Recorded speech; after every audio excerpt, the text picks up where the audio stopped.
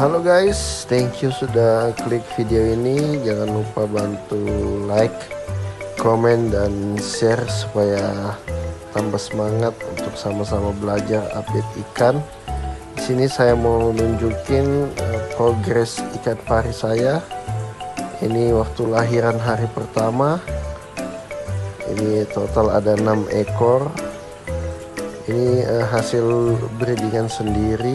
Dulu belinya 14 cm, sudah segede ini. Ini untuk anakannya yang sudah umur 3 minggu, sudah pisah dari indukan, dan dari kecil memang tidak dibiasakan pakai heater.